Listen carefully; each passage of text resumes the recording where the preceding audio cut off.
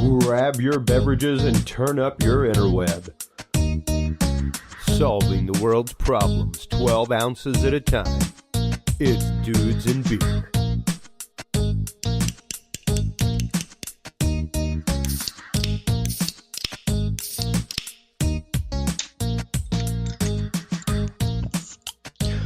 Well, hello everybody, and welcome to the Dudes and Beer podcast. I am Chris Jordan, your host. It is Tuesday night. It is officially beyond April Fool's Day, so I assure you folks, what you are about to hear tonight is no joke. This is probably hands down one of the most revealing conversations we've ever had on this show. Shows we've had have already popped me up on social media feeds of our federal government.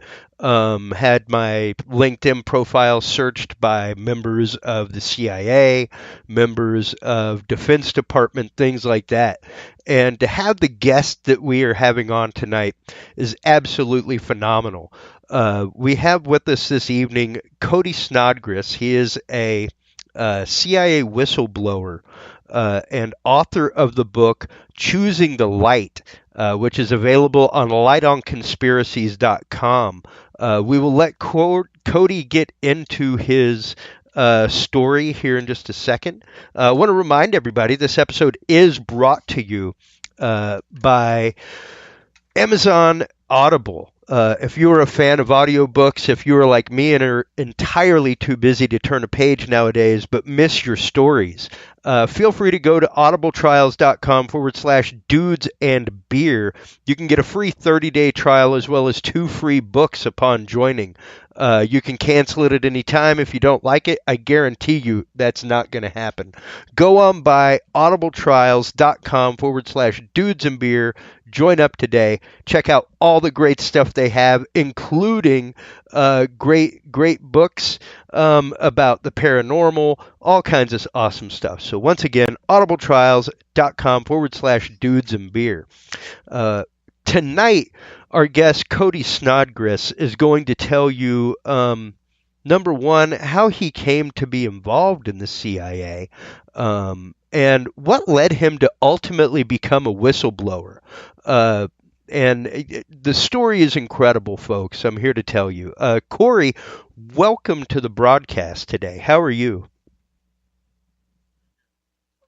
I'm sorry, Cody. Yeah, we're all a little punchy. That is absolutely correct. So.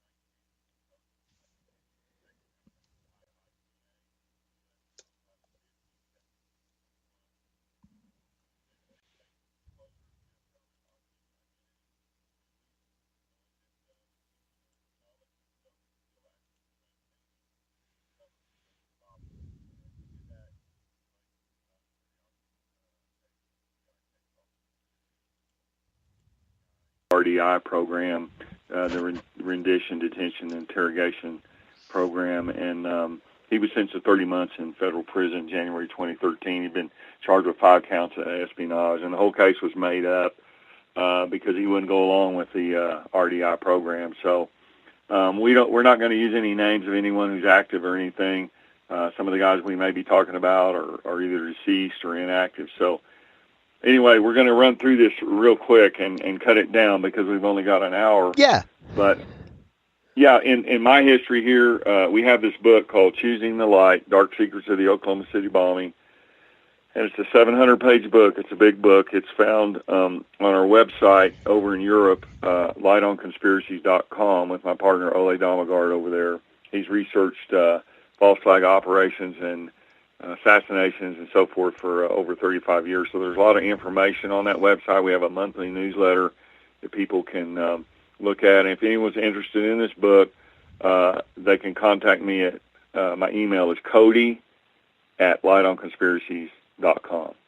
So in my brief history here, we're just going to skip a lot of stuff, but in 1974 I graduated from high school in Texas and I scored in the top of 1% on the SAT, the Scholastic Aptitude Test here in the U.S. In physics, the hard science. And so in 1975, the CIA came to the physics department in college to recruit me. Later, I graduated with a double Bachelor of Science degree in both mathematics and physics, and then I went on to graduate school to work on my Master of Science degree in physics, and then after graduate school at Chevron Geosciences, and then later at Amoco Production Company in Tulsa, Oklahoma. Those were my civilian fronts. They're NOCs, non-official cover. An OCO, or an official cover operative, is someone who has an official cover, like, liaison to the State Department, or secretary to the ambassador in Benghazi, or something like that. And that's an official government cover for what they're actually doing in Black Ops. And so, anyway, during that time, from 82 to 85, we were involved in the operations over in CIA operations over in Mena, Arkansas, when Bill and Hillary Clinton were there. And in the book, we go through in great detail the operations, Centaur Rose, Jade Bridge, and Screwworm, which were 3 multiply nested operations to assist the Nicaraguans down there. Daniel Ortega was the communist Sandinista guy, and Ronald Reagan had went around Congress, because in February of 84, Chris, they passed the Bolin Amendment, which forbade us to put troops on the ground. So Reagan was worried about the communist influence and, the domino effect, them coming up to our border. So he authorized these operations, and CIA director went around them and did all that. Now, we cover all that in the book, and there's a whole lot of stuff to talk about there, but we're just going to fast forward through time here. They began Project Slammer in the CIA. There's an NSA, DIA, Navy, Air Force intelligence study. We can talk about that more later in detail. Okay. That was a really unbelievable operation. I actually died in it in September of 1991 later on. It was a 10-year study, and got shocked back twice, and that whole story's in the book. Then later I bodyguarded Staff Sergeant Barry Sadler, who some of your older members may know. He was wrote the Battle of the Green Beret in 1965, his Special Forces. They were all together in the 20th Special Forces Group at Fort Bragg there, and some of the CIA personnel, my handlers that were in Vietnam, they were with them. And so the story about how Barry Sadler was assassinated has never been told, the true story. That's all in the book. And so we just fast forward through time, and then we go through the Waco Branch Davidian thing in February 28th of 1993. That's when Waco started. And I tell the story in there. It's never been told in public about what really happened there from some people that were Branch Davidians. And then we go, you just fast forward through this time. We get up to the October of 1994. I was approached by another CIA contractor, Harold Leonard, and he offered me $1 million to bomb the Alfred P. Murrah Federal Building. Now, this is before anyone ever heard of McVeigh or any of this stuff. This is October 1994. This whole story's in the book. And then later on, of course, the Oklahoma City bombing went off on April 19th of 95. Okay? And we go through the whole thing about the Oklahoma City bombing, my part in being offered the job and how I turned it down on patriotic grounds. And then later on in 1997 in Colorado Springs, Colorado, I had a machine gun shop here. I was the biggest silencer and machine gun dealer, NFA dealer, here in Colorado for several years. And that was actually a front for what we were doing in Black Ops. But during that time, later in 1997, the DEA ATF started Operation Stingray, undercover operation in Colorado Springs. It lasted for 2 years, from 97 to 99. And in that operation, I met ATF agent Blake L. Butler. He would later be given the nation's top cop award by Vice President Al Gore and Attorney General at the time, Janet Reno. in D.C. at a dinner party. Now, we would find out later that ATF agent Blake Butler was also at the Branch Davidian compound at Waco, right in the middle of that fiasco, and he was also present during the Ruby Ridge standoff up in Idaho with Randy and Vicki Weaver. And so he was also working at the Murrah Building in Oklahoma City the day it was bombed for the ATF. Now, he mysteriously was not present that day, okay? And so what we found out was that Agent Butler was working for the deep state, and here in Columbine, Colorado, on April 20th of 1999, this was right in the middle of this DEA ATF Operation Stingray that was going on. There was the worst high school shooting at the time in U.S. history. And so we were sitting around at Agent Butler's house. It was an undercover ATF DEA residence, and it was wired with 4mm hidden cameras. And I went there 2 days after the Columbine shooting on April 22nd, and President Bill Clinton was in town with Janet Reno, and they were all capitalizing on the, the political aspects of gun control and so forth. And so we were talking there, and I began talking to Agent Butler. I did not know he was an ATF agent at that time, and I didn't know we were on 4mm cameras. But during the conversation, I talked for about 2 hours, and I told him about the ops down in Arkansas, about the pedophile rings, the cocaine, how the CIA was moving drugs and arms down to Central America to assist the Contras. I was offered the hand-to-hand combat thing to train the Contras down there, but I turned that down because I was too busy up here in the States.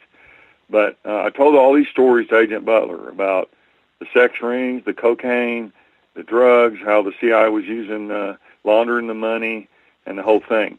So that's why this book's 700 pages, because we detail all of this stuff, okay? Wow. And so anyway, when I did that, Blake Butler then planted me with false evidence, okay, to shut me up, and they put me in front of 10th Circuit Judge Edward Nottingham.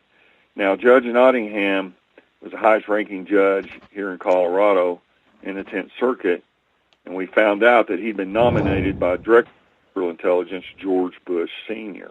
And the prosecutor at the time was U.S. Attorney Tom Strickland. Tom Strickland was in a law firm in Denver called Brownstein, Hyatt, Faber, and Strickland.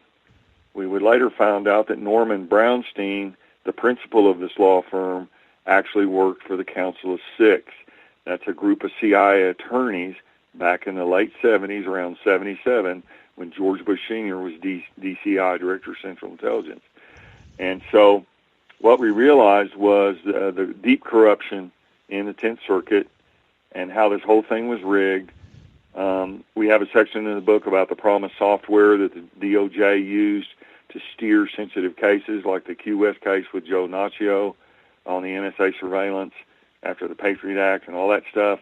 And every CIA case was sent to him, and that's why Tim McVeigh and Terry Nichols were sent up there also for their trial, so they could steer and control all the evidence. So they held me in there with a perfect record, no traffic tickets, no violence, no drugs. They kept me there 2 years with no bond. They denied my bond with a perfect record and so forth.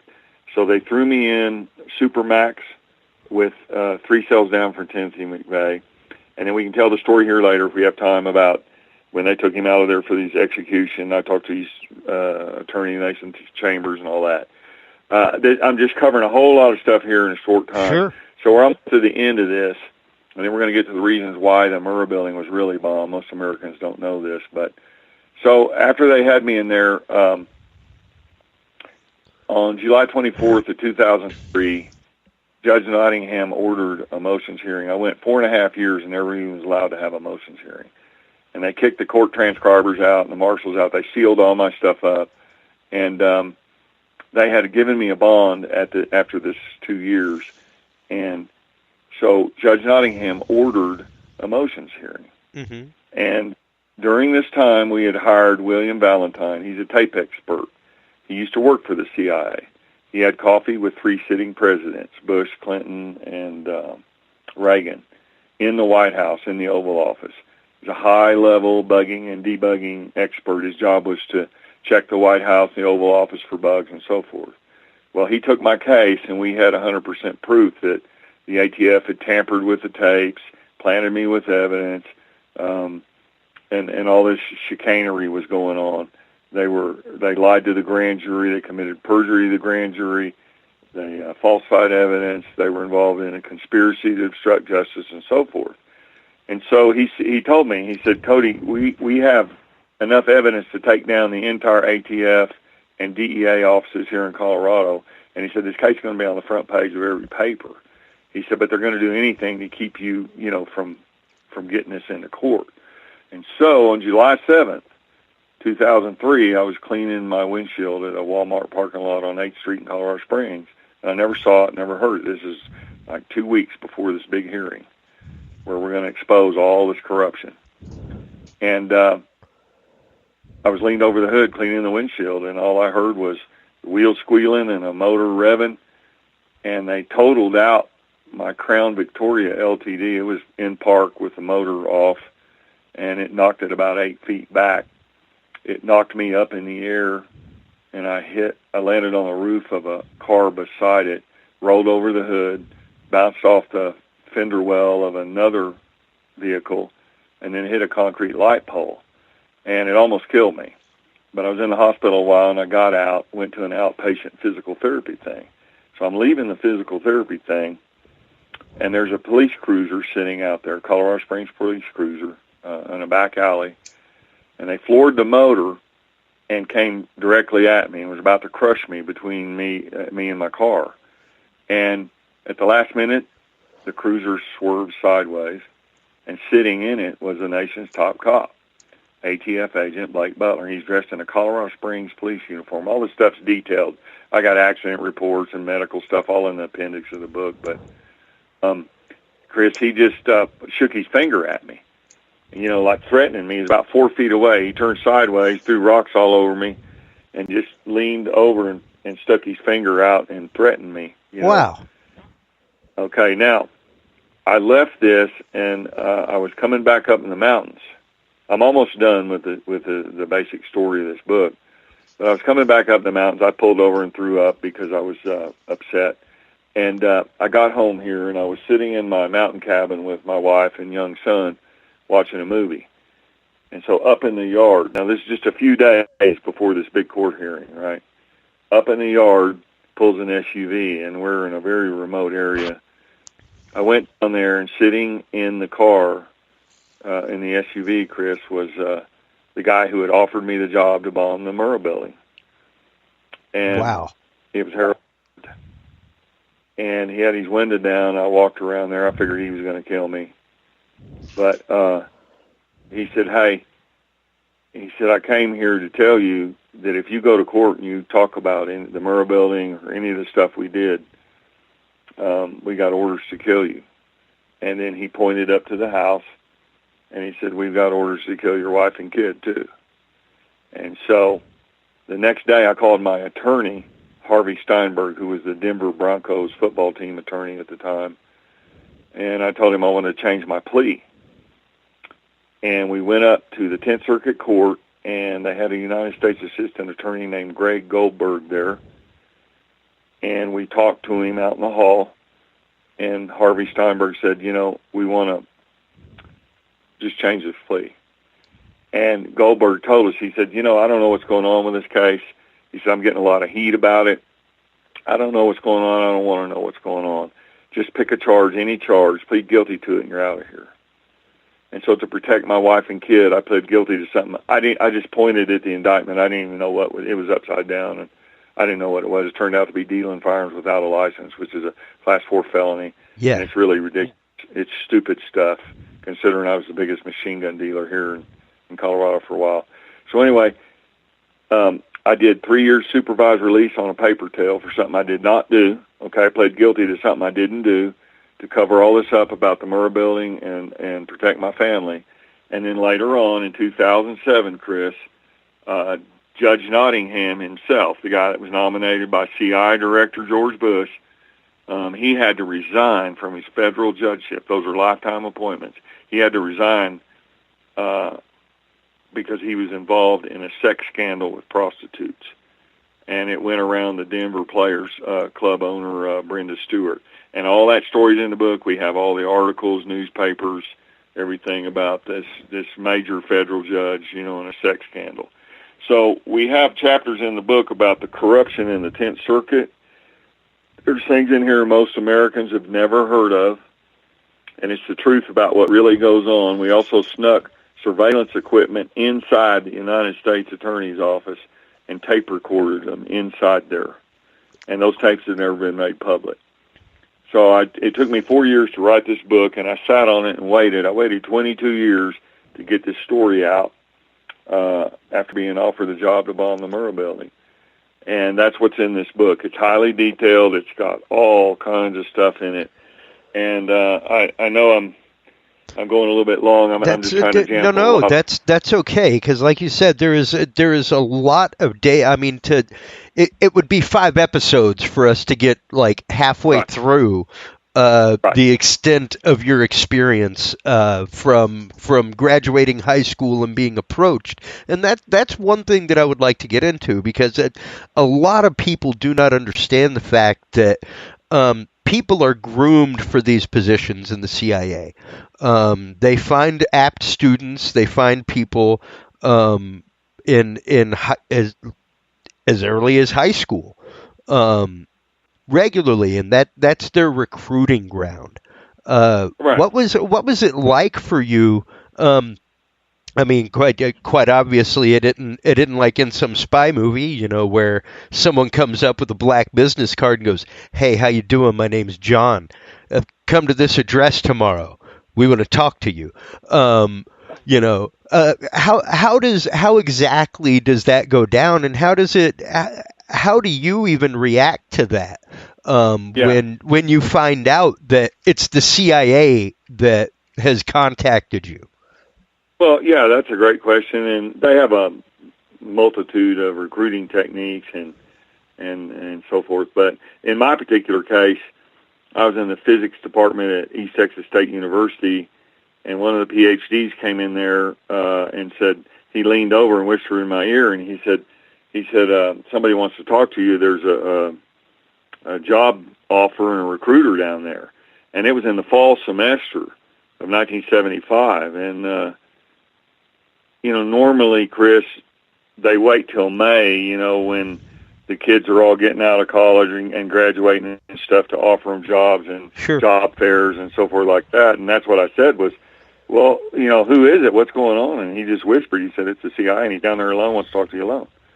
And so I went down there, and we had a brief discussion, and that's the kind of thing that they do. It's generally done alone with very little fanfare. They want a number of people knowing about anything. And so that's how, they do it, and they did it in my case. But, there's a lot of different ways they recruit people, and sometimes they recruit them instead of going in college or straight out of high school. The reason I asked that PhD, I said, why did they come to get me? And he said, it's your test scores. Yeah. You scored in the top 1% in the whole United States on the SAT test for physics, and they want to talk to you. And plus, on top of that, Chris, I was number 1 on the tennis team in high school, and I was a good athlete, and I got a full tennis scholarship to undergraduate school. And so I was a good athlete, and I was intelligent. And then also in 1974, the Marine Corps, Vietnam was still going on. I had a draft card. Yeah. They were starting to shut down the war. And then by 75, after the Paris peace talks and all, Nixon pulled everybody out of Vietnam. But in 74, in the spring, the Marine Corps came to our high school. It was a big high school in Dallas. R.L. Turner High School. It was about 5,000 kids. And I was the only 4-year letterman that graduated in my class. It was about close to 1,200 people in my graduating class. It's a big high school. And so they came there and they did the Marine Corps physical fitness test for all the seniors. And I scored number one out of the whole high school. I beat out all the football players, everybody. So I was a really good athlete. And then later on, I studied martial arts. I studied martial arts for over 20 years, and I went to Japan and studied briefly for a while. So I was a good athlete, a good martial artist, and I was highly intelligent in mathematics and physics. So that's typically what they will do to recruit people. If you're like at MIT with nonlinear cryptography, or you have something that could be used as code-breaking skills and mathematical ability, then you might be recruited by the NSA or ONI, Office of Naval Intelligence, for cryptographic work or cipher work or something like that. So, yeah, you're right. They watch all the high schools, and they sweep and comb the countryside. They watch institutes like Caltech at Berkeley and, Stanford and all the big schools, and then they try to pick out people who they think are going to be assets to them. And what was that like for you? Someone who obviously was right up around early 20s. What was it that drew you to say yes to that call? What I did at that time, I did not say yes. I told him that that I didn't. I denied. And so I was I was with a bunch of Vietnam vets by that time who were training me, and I went into black ops separate from the CIA. I did not accept recruitment from them. Okay. We ended up working for them as contractors and stuff in a variety of countries. All right. And with that experience under your belt, how was it that, because you mentioned it a couple times in the story, how was it that you were offered the job to blow up the Alfred P. Murrah Federal Building in Oklahoma City? Because I was in my semester in Rome. I was about 19, 20 years old when the Oklahoma City bombing happened. So it's one of those things that, much like the first World Trade Center bombing, the quote unquote failed World Trade Center bombing, with in the parking garage. Those are things that are sealed in my mind, like especially coming from Houston and going to college in Dallas. The incidents in Waco, my senior year of high school, were forefront in my mind. Same with Ruby Ridge. All these things happened back to back to back. And really, what was interesting was that amongst them, they kept trying to use the big T word amongst all of them. They kept trying to label the David Koresh as a terrorist. They kept trying to label Randy up at Ruby Ridge as a terrorist. But they finally did it with Timothy McVeigh. Right. And the one thing I try to warn people about all the time, whenever there's a bombing or an attack and people are like, oh, domestic terrorism, it's like, watch that word. That word is what allows FISA courts. That word is what allows the government to do whatever they want at that point. And it was really the Oklahoma City bombing that was the catalyst for all of this. And that's what I think a lot of people miss. How was it that you came to be offered the job to bomb the Murrah Building? Yeah, well, we've been conducting black ops all the way from 75 up to I retired in March of 1995, which was 1 month before the Murrah Building went off. So we've done a lot of ops. A lot of the stuff's discussed in the book. It's a big, long subject. But, Harold Lynn called me. He was an operator. He'd worked over in Southeast Asia and been in China. He had multiple identities and stuff, but overseas. But he called me one day, and we met in a rural location.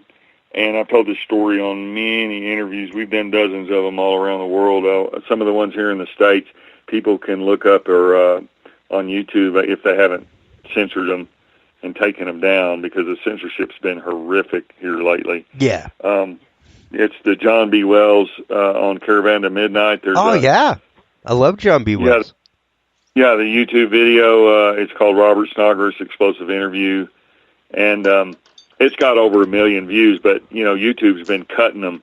They've been cutting the views down 30, 40,000 at a lick. Well, that's because they said that they were teaming up with Wikipedia and Snopes to find out exactly what was quote-unquote conspiratorial content, and then start getting rid of it.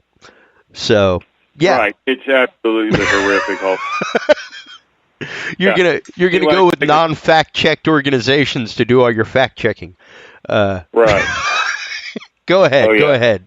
To make a long story short, he had a backpack, a purple and black backpack with $500,000 cash in it, and he said, "We've got a job for you." And I said, "Where are we going?" I thought it'd be Saudi Arabia. We had jobs in Saudi Arabia and different places.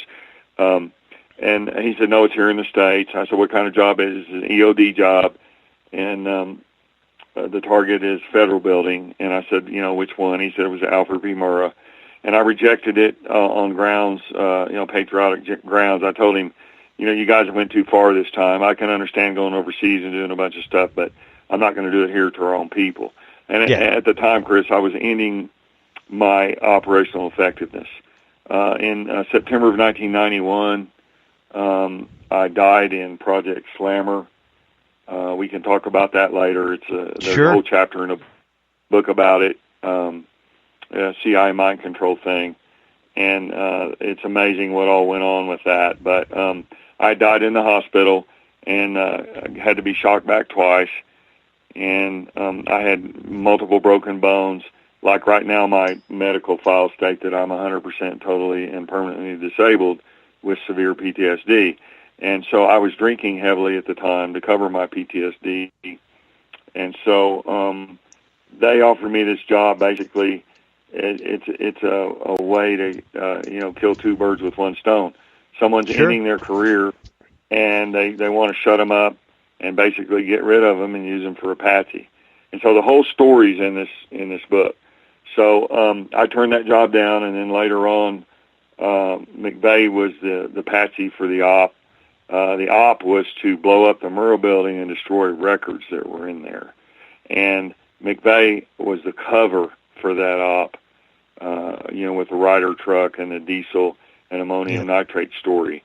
When you're going to run a black op inside a country like the U.S., there's cameras everywhere, the OG&E building, Oklahoma Gas and Electric, and the bank building, all those have cameras.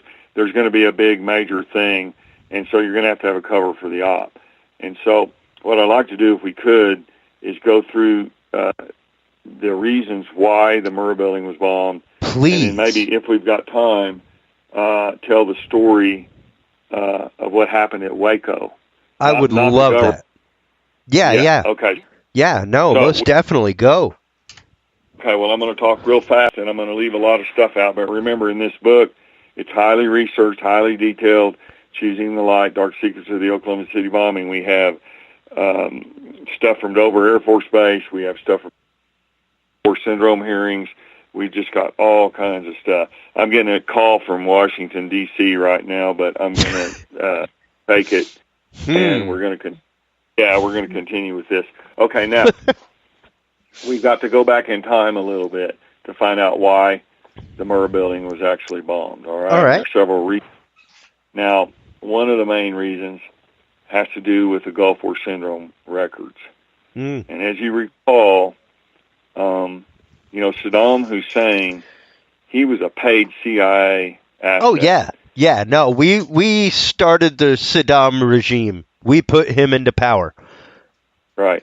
Just similar to Manuel Noriega, who worked down there in he was a paid asset too, about $200,000 a year. But anyway, Saddam came into power in the Ba'ath Party. they got in a big war with Iran. It was a bloody 8-year war, and at that time, Saddam was our ally, and Secretary of Defense Donald Rumsfeld had went to Baghdad and gave him satellite intel and so forth, because the Iranians had approximately a 10-to-1 infantry advantage, 10 soldiers for every one in Iraq. And we were worried that Saddam might be overrun. So we covertly armed him. And we were also arming Iran, and that's the basis of the Iran-Contra thing that everybody's heard of. Now, I'm going to leave a lot of stuff out so we can get to our point. But in the book, it's all highly detailed with names, dates, times, everything. So anyway, we gave Saddam Hussein 2 basic weapons. The first one was a Hawkeye 123 cluster bomb. It was a very efficient way to kill masses of troops on the ground from the air. We couldn't give it to him directly, so CIA took the plans for the 123, and they set up a front company in Argentina. Zirconium is one of the elements that's on the import-export ban list, and they faked agricultural reports to get that out of the country and get it down there to the arms guy. All this is detailed, like I said, names, dates, times, everything. So he set up a factory down there, made these things, and then sent them through North Africa, through our station in Amman, Jordan, and other avenues, and got them to Saddam. And then the second thing that we armed him with was the AIM strain of anthrax, in case the Iranians overran them. And, the Ayatollah Khomeini had human wave attacks. They were just basically doing wave attacks. And so we were afraid that he'd be overrun, and we didn't want the Iranians, especially after they had destroyed our embassy in Tehran in 1979. I have a friend in ONI, Office of Naval Intelligence, that was working there. And then I have another associate. It's all detailed in the book, Captain Glenn Wilson from Vietnam. He worked for the Defense Intelligence Agency and helped that operation to rescue our hostages. Remember when they overthrew the Shah and they killed our CIA station chief and took a bunch of hostages? Yeah. And then Jimmy Carter, the president, authorized that rescue mission. So anyway, to make a long story short, we gave him the AIM strain of anthrax. It was made at Fort Detrick, Maryland. Yeah. Had a small size, spore size, and an altered protein coat to be more readily absorbed so they could kill people quicker, and hence the weaponized version. And we covertly armed him with that. Now, the American people didn't know all this. And so Saddam got done with the war with Iran, basically a stalemate, and he was broke after the war. He was billions in debt, and he thought that his Arab neighbors should help him pay for the war. And they didn't want to do that. And so he had long-standing complaints with the Kuwaitis, namely that they were slant drilling under the Iraqi border and stealing billions of dollars of oil and so forth. Yep. So Saddam used that as an excuse. He had this massive army after the war, and he invaded Kuwait. And they went through Kuwait in about 6 hours. And he posted several tank divisions and a whole lot of men on the Saudi border. And it scared the heck out of the Saudis. So they began putting pressure on our government. And, of course, our government didn't want the OPEC price structure, worldwide to be changed. At the time when Saddam hit Kuwait, Chris, he then owned 1/5 of the world's oil supply. Yeah, and then he just lit it on fire.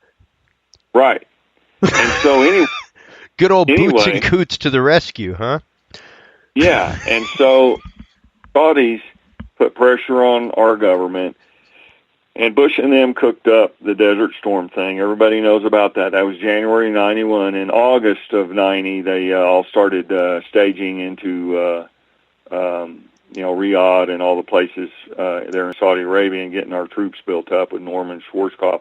One of my associates was one of General Norman Schwarzkopf's war planning chiefs over there.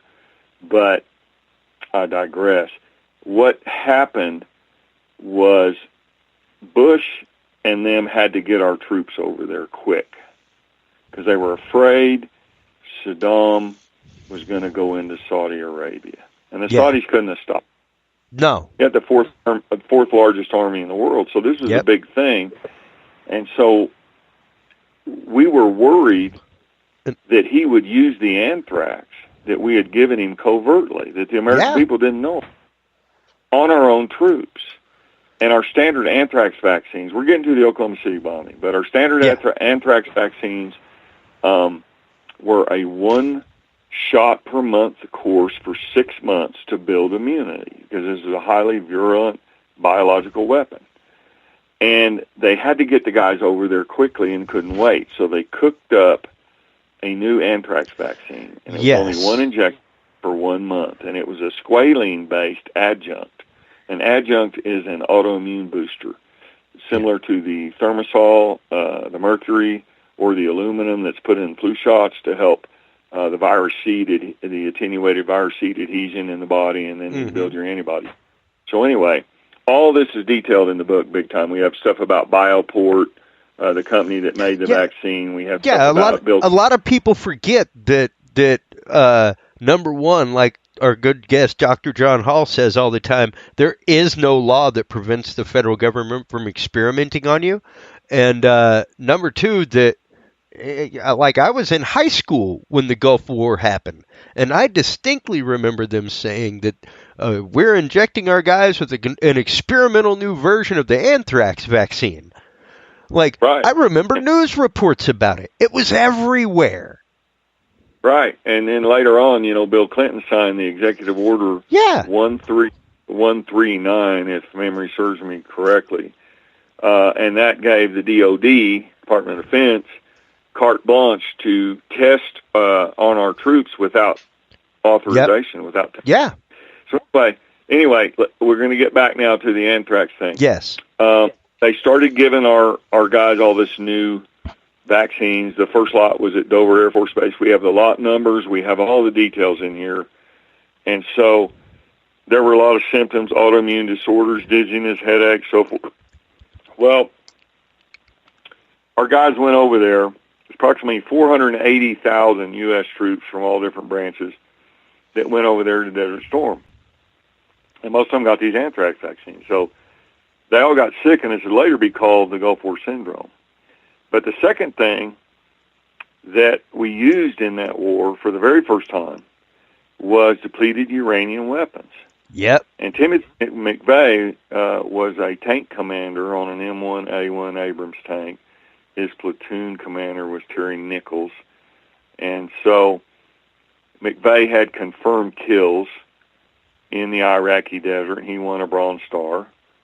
And we'll talk about him going back to the Special Forces and how the CIA went to recruit him later on. We're going to get to that later. Sure. That ties into Waco. But anyway, we're getting back to the first reason why they bombed the Murrah Building. Okay? And what happened was, when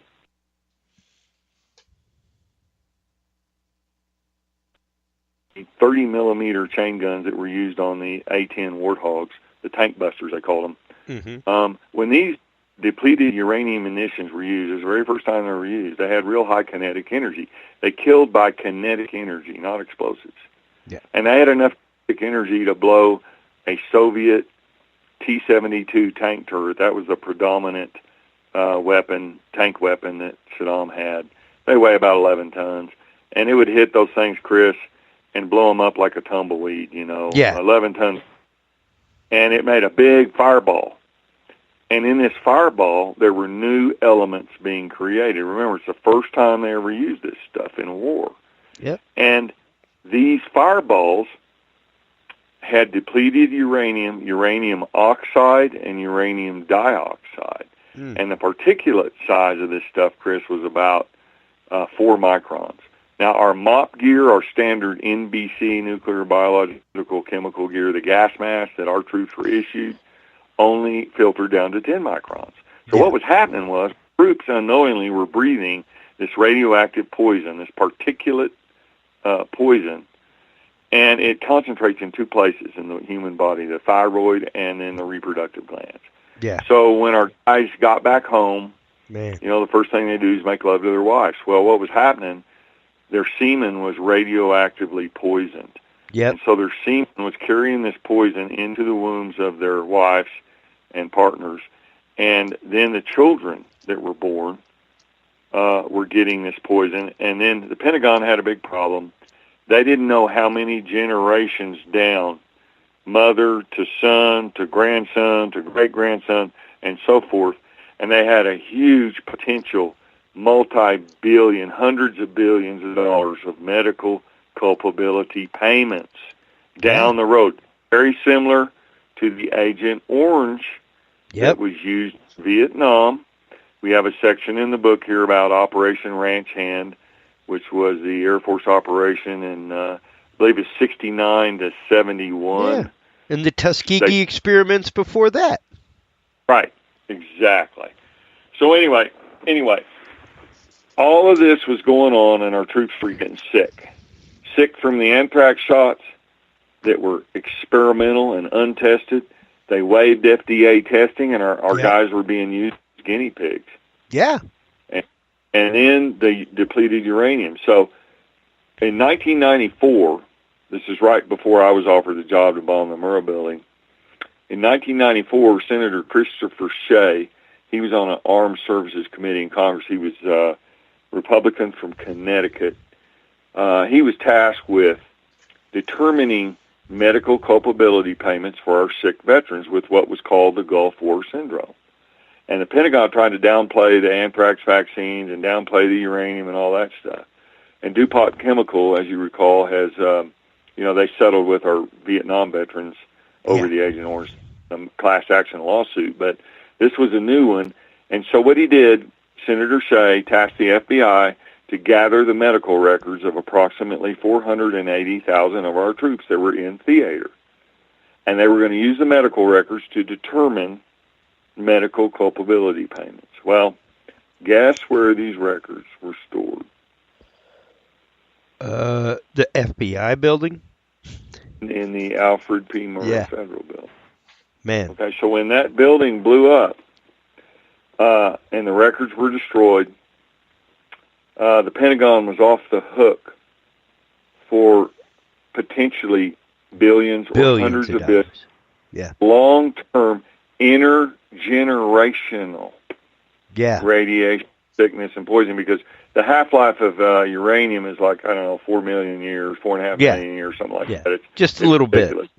Minute or two. And so later on, in September 19th of 1996, we actually have part of this congressional record in the appendix of the book.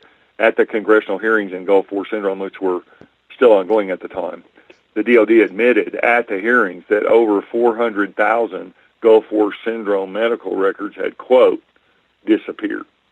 Okay, so they were off the hook. Now, the second reason why that building was bombed had to do with records as well. And back in the operations we were in 82 to 85, the aforementioned Centaur Rose, Jade Bridge, and Screwworm. Now, all those are detailed in the book. I'm not going to... What was going on there in Arkansas, in a nutshell, Barry Seal was a contract pilot at MENA. He was flying a C-123 called the Fat Lady, and it was taking arms down into Central America and helping arm the Contras in their fight with the Sandinistas, because Daniel Ortega was getting help from the Soviets down there. And so we were giving them arms and then to pay for these black ops, because with the Boland Amendment, they couldn't grease Congress for the money. So CIA had to come up with a black ops way to pay for this stuff, and it was bringing back the cocaine and stuff. So they brought the cocaine back to the MENA airport, and it was sold. The whole story of how it was moved, everything, it's all in this book. So to make a long story short, Bill Clinton was working for the CIA. His front, or his OCO, his official cover operative, his official cover was being governor of Arkansas. And Hillary Clinton also worked for the CIA, and her front was working at the Rose Law Firm. And so they laundered the money through the Whitewater scandal. We have a big section in the book about Jim and Susan McDougal and so forth. So they laundered the money through the banks in Little Rock back to the Worthington Bank in Atlanta. It's about $100 million a month in cocaine. They were moving the cocaine and laundering the money, and then all that went through the BCCI Bank, the Bank of Commerce and Credit International out in the Caymans. Now, all this is, like I said, detailed dates, names, times, everything. Yeah. So the ABI, the Arkansas Bureau of Investigation, the DEA, and the IRS, domestic law enforcement agents, got wind of this big CIA operation in Mena, and they began investigating. So all their records were stored at the Little Rock FBI field office. And just before the Murrah Building blew up, now remember, Bill Clinton left as governor and then went to be president, okay? And so the very first thing he did as president was fire all the U.S. attorneys in the whole country and then put in, I think it was like 92 of them, including the guy that prosecuted me, Tom Strickland. Oh, wow. Yeah, the CIA took all the tapes that I made back on April 22nd of 1999 with ATF agent Butler during DEA ATF Operation Stingray. They took those tapes and disappeared them. They completely vanished them. Because I talked for about 2 hours on those tapes, just like I'm talking to you people now, telling them all this story. And they wanted to hush it up because they know it's true. They just don't want the American people to know it. So anyway, you fast forward to Murrah Building in 1995, April 19th. A week or two before that building went up, Craig Roberts, he was a Tulsa police detective in Tulsa where I was as a geophysicist. He got a call from a FBI agent at the Little Rock field office and told him, hey, all these investigative goods on the Clintons, all that stuff was just moved to the Murrah Building. And then it blew up. And so Bill Clinton and Hillary Clinton got off the hook when they were being prosecuted. You got to remember now, look at the times on this. July 26, 1994. That's when the Whitewater investigation began in Congress. Yep. See, October of 94 is when I was offered the job to bomb the building. They knew the records were there. Whitewater investigation was starting up. August of 1994, Ken Starr was appointed the Whitewater prosecutor, and this thing goes on and on and on. We actually just had one of our listeners chime in on our app telling us that Oklahoma City was a dry run for World Trade Center 7. And, you know, like I was saying earlier, just the fact that all these things tie together. Right. Okay, yeah, we can get into that. Maybe we can do another show and we'll talk about the 9/11 thing. But, you know, this whole thing was going on May 6th of 93. Paula Jones filed her lawsuit. Yeah. And then July 20th, 93, the Vince Foster suicide. In the book, we have a whole chapter about the Clinton death list with Vince Foster and the suicides and so forth. Now, okay, so that's the second reason. There's a couple other reasons. The Waco files were stored, some of them at the Murrah Building. They all were lost. There was the Anti-Effective Death Penalty Act that Clinton was trying to pass.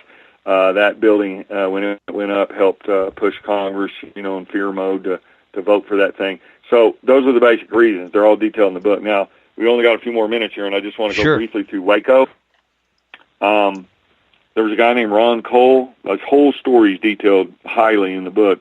Ron Cole was a Branch Davidian, and he was friends with Koresh, close to him. And Ron Cole's mother in Florida got sick, and so he flew down there to take care of her.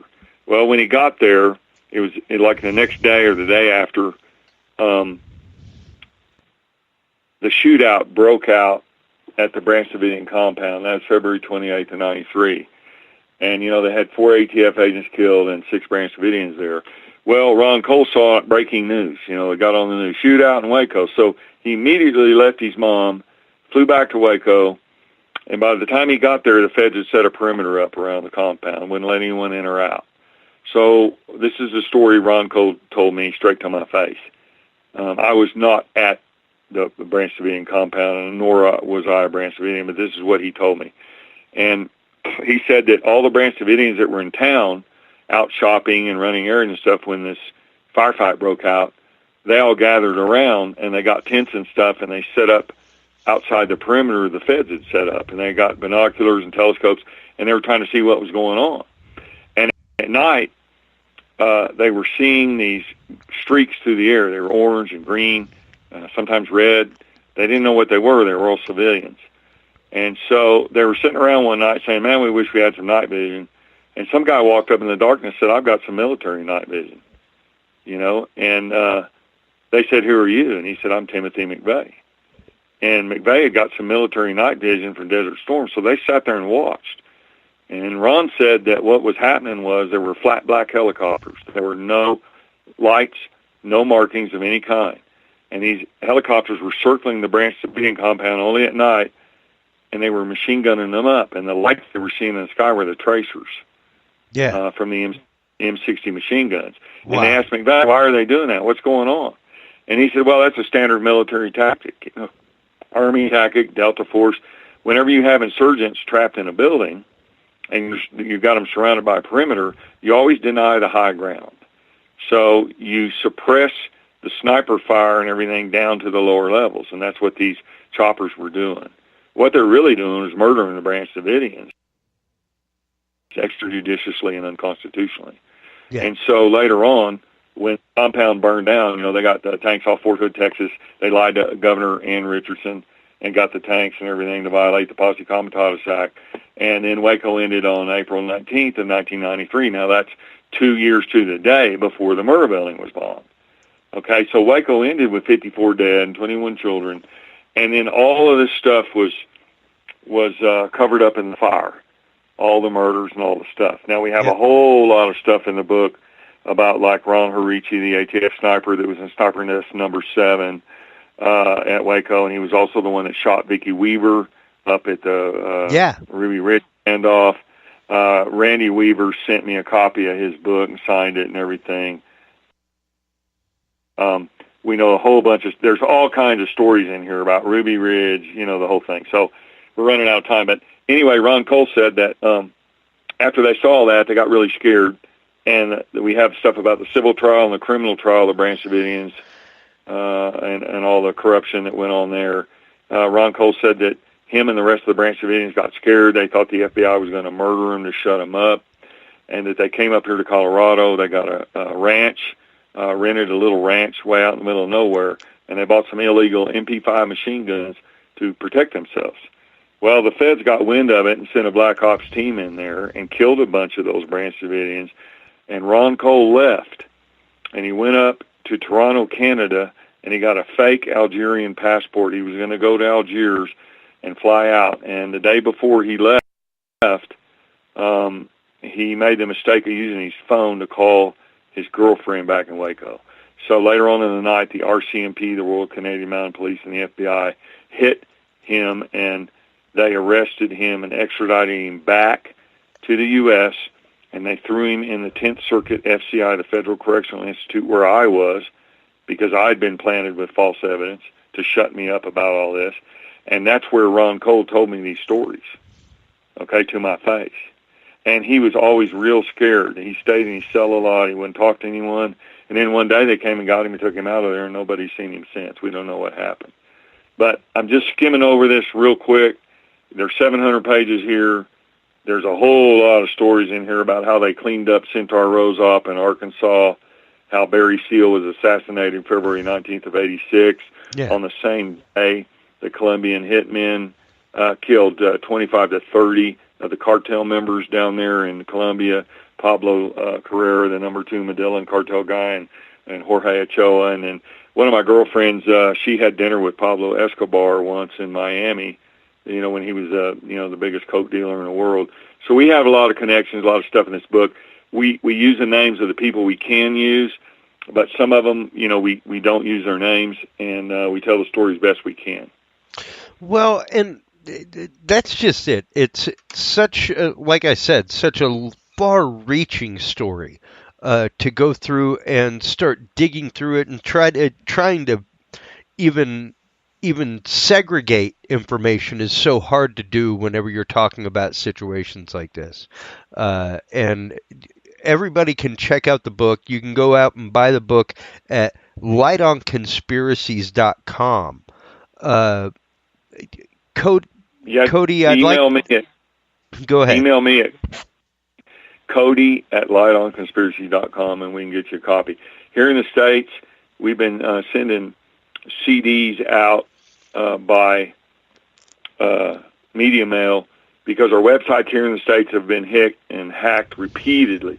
Every time we get them up, they hack them. They've shut down our PayPals at least a dozen times, our Stripe accounts. They took our website down, Light on Conspiracies, for 5 weeks. They sent us a weaponized virus and trashed the website. We've endured all kinds of attacks and so forth. So this book is a really good book. It took me a little over 4 years to write it, and it has a lot of information, a lot of stories that have never been told. But we are trying to do this to help our country and alleviate the horrible some of the things our government's done in their name, like the aforementioned anthrax to Saddam. I mean, they do all this this Iran-Contra affair thing, then cover it all up, and our guys get killed, and our guys get sick, and our girls too. And it's a shame. And we've got to stop some of this corruption and stop this New World Order takeover of our country, because we're losing our constitutional rights and we're losing our freedoms daily. And so we're trying to make people aware of some of these false flag operations like 9/11 and the Oklahoma City bombing. And that's just it. Unfortunately, terms like false flag have turned from something that was military fact and common practice to conspiracy theory. And even that word in and of itself is a weaponized word that's used to call people that think outside the box or maybe have a hypothesis. On this show, we talk about conspiracy hypothesis because that comes before theory, So you can take my ideas and trash them all you want, but here's at least what I think happened. Feel free to put in other data. Doesn't hurt my feelings. And the story you tell, the facts you give are so entirely compelling. I spent yesterday afternoon, as I was telling you before the show, going through the website lightonconspiracies.com. I always do my best to do my research on my guests, and the information that y'all have on there is so absolutely amazing. Chris, conspiracy theory was actually created by the CIA, the term, and it was to control the blowback from the Kennedy assassination in Dallas. Now, I have also a story in the book. I was in Dallas on November 22nd, 1963, when John Kennedy was shot. I was a little school kid, and I tell the story in here of how we went back to the Texas Book Depository, and I got to stand in the square, the spot where Oswald was supposed to stand, and the whole story's in there. But they knew that a lot of the American people would not buy the story. Oswald the lone shooter, then Ruby was the guy that shot him, and then Ruby dies of cancer, and it's a nice, neat, tied-off loop. And so they created the term conspiracy theory to help control the blowback from their domestic op, which was to assassinate the president. And so there is a lot of information. There's a lot of stuff coming out. We're hoping that more whistleblowers will step forward, people that are in the FBI, people that are in the CIA or wherever, and come forward and give us their accounts of 9/11 and the Bali bombing in 2002 and the Sheffield bombing, New Zealand church. Yeah. That's just it. And like I said earlier in the show, the Oklahoma City bombing, at least for our country and even worldwide, really was a spark to action as far as governmental overreach, the plan of governmental overreach. If you really just start looking at things in a fractal aspect, folks, and dispassionately, just look at the facts of it. And the way that the word terrorism has been used since, it's frightening. It's frightening. It has become a weaponized word, and it is something that utterly controls the memes and ways of our society, which is kind of the whole point of terrorism to begin with, if you really start looking at it, And I'm of the camp myself, it being election season. I'll say it again, folks. I think all political ads should be banned as terrorism. It is using fear to exact your political goal. That is the Webster's dictionary definition of terrorism, is to use a doctrine of fear. Yes, I'm still here. There's the cut out line. Yeah. So Chris, as we wrap up, thank you so much, Cody, for joining us tonight, for sharing your story. I'd love to have you back on again to go more in depth into this, to break into more details about other things, Waco, stuff like that. Once again, tell us where the audience can go to find copies of your book, Choosing the Light, and be able to delve more into this information themselves. right, yeah, just contact me at my email, Cody at lightonconspiracies.com, and we can get you a book. We have PDF files that we can download, Great. Internationally, and then here in the States, we send CDs. There's been attacks on some of our stuff where there was data that was corrupted.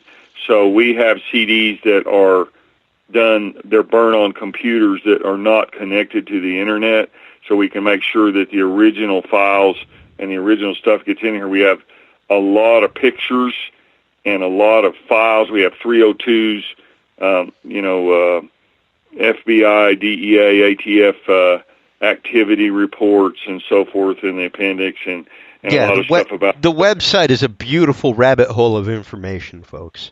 Oh, yeah, it's a massive website, and we also have, Ole Damagard has a monthly newsletter, and then this last one that he put out, it's a small fee for the newsletter, and you can go to the lightonconspiracies.com website to get that. But he put out a newsletter with all these pictures from about the New Zealand Christchurch shooting. Most of them haven't been showed over here in the U.S. These are amazing pictures when you start seeing how he's got it all broke down. So there's a lot of information. Things are not what they appear, and we are being lied to on a mass scale. Yes. And then the AI algorithms for Google and Facebook and Twitter and everything are censoring us into the Stone Age right now. Yeah. So this is at least one source of information that is good and not corrupted. But like I said, they did hit our website, and it was down 5 weeks. We had computer experts from 4 countries working on it to get it fixed. Wow. Well, number one, I would like to thank you on behalf of our audience and our listeners for coming on the show tonight, sharing your story, sharing your knowledge.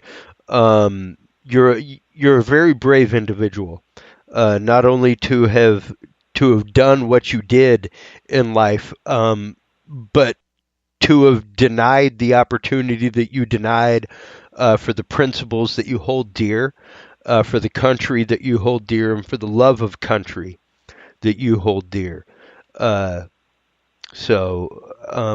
Thank you so much for coming on and sharing everything. I'd love to invite you back anytime you'd like, anytime you have time to come and share more of this knowledge with our audience. Yeah, there's so much more. We just scratched the surface, and this book's dedicated to our veterans, to our firefighters. In the front of it, we have a picture of my stepdad, Sergeant Jimmy Howard, who was at Pearl Harbor December 7th, 41, and then he fought in Guadalcanal in December 1942. And we have appointment here for our veterans and so forth. So if people go to that John B. Wells Caravan to Midnight thing, we have more time on that show, and we go through some of this stuff in detail. So appreciate the opportunity, Chris, and we thank everyone for listening. Absolutely. Please do hold the line while we close things out here, Cody. While you are online checking everything out from lightonconspiracies.com and the book Choosing the Light by our guest Cody Snodgres tonight, please do go online, check out dudesandbeer.com. That is where you can get all the great episodes. That's where you can also check out the Knowledge Vault. while the episode was going on tonight, I was actually Googling all of the programs that Cody was talking about, and I was downloading PDFs, and those will all be added to the Knowledge Vault of the Dudes and Beer website. dudesandbeer.com/knowledge is where you can go to get all that stuff. Everything from the patents of Nikola Tesla to some of the programs our guest talked about tonight, to other declassified government programs, and even patents of wild technologies. While you're online checking that out, make sure to go on by our sponsor, diamondcbd.com, and use the code DUDES420 to save 30% on your cart. Thank you so much for tuning in, everybody. Thank you so much for 200 plus episodes of support. As always, thank you to our host network, HC Universal Network. Go check them out, hcuniversalnetwork.com. Until next time, everybody, take care of yourselves, take care of each other. Remember, if you can't be good at it. We'll talk to you soon. For listening to Bye-bye. this episode of the Dudes and Beer podcast. To listen to our audio streams or chat with us live, download the official Dudes and Beer app for Android and iDevices, available on Google Play and iTunes markets. For more episodes, content, and information, visit us online at dudesandbeer.com. You can also find our episodes on Breach.tv, iHeartRadio, Spreaker, SoundCloud, iTunes, YouTube, Stitcher, or your favorite podcast service. Dudes and Beer is a proud member of the HC Universal Network family of podcasts. For more about our sponsors and other podcasts on this network, visit hcuniversalnetwork.com. Thanks for listening, everybody, and until next time, drink responsibly.